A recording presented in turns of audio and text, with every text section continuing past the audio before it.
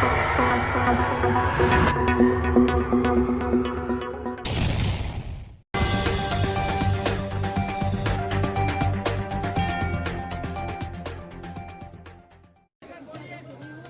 सरकार की ढलान का वक्त है। ये 5वां वर्ष है और चुनाव में सभी दल जाने वाले हैं, लेकिन ऐसी दुर्दशा और दुर्गति किसी सत्ताधारी दल की आज तक इतिहास में नहीं देखी गई। बहुत कमजोर डिफेंस के साथ में फेस सेविंग के लिए वो सदन में आते हैं और सदन के बाहर भी उनका लगभग वही आचरण होता है। ये बात सही है कि कई बार ये कहा जाता है कि एक चोरी छुपाने के लिए, एक झूठ बोलने के लिए 100 झूठ बोलने पड़ते हैं। इस सरकार ने इतने ही झूठ बोले और इतने ही पाप किए।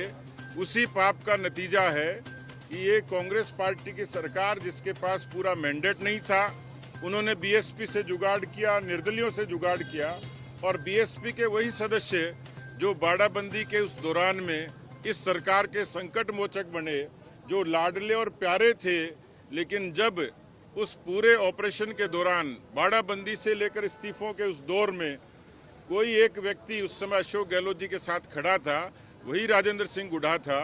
और उन्होंने जब मंत्री परिषद पे रहते हुए सरकार की कानून व्यवस्था पर सदन में सवाल खड़ा किया, तो ये एक इस तरीके का गंभीर आक्षेप हो गया था, तो सत्यता के निकट था।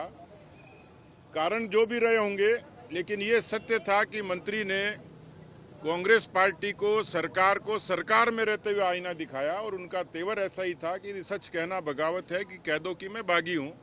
इस अंदाज के साथ उन्होंने कहा और बर्खास्तगी के बाद में जो कहा वो लाल डायरी से ताल्लुक रखता है। लाल डायरी में किस तरीके के लोगों के राज थे, वो राज बाहर आए, ये मांग विपक्ष की थी, ये मांग सभी लोगों की थी। राजस्थान की जनता भी जानना चाह रही है कि आखिरकार वो लाल डायरी क्या, जिससे सरकार घबराई हुई है, मुख्यमंत्री घबराए, मुख्यमंत्रियों के सिपह सलार घबराए हुए हैं। ऐसे में ये एक नैतिक जिम्मेवारी होती है, एक परंपरा होती है कि सदन का बर्खास्त या इस्तीफा दिया हुआ कोई मंत्री, उसको सदन में अपने स्पष्टीकरण का एक लोकतांत्रिक परंपरा होती है, उसको अवसर दिया जाना चाहिए। उन्होंने जब कोशिश की तो स्पीकर महोदय ने उनको अवसर नहीं दिया।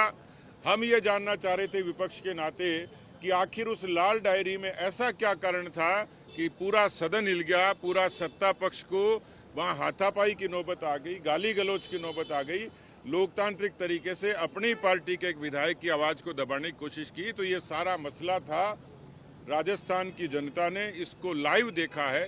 फैसला तो जनता की अदालत करेगी, लेकिन राजस्थान की सरकार ने एक पाप और कर दिया। चैनल को like, comment, share and subscribe जरूर।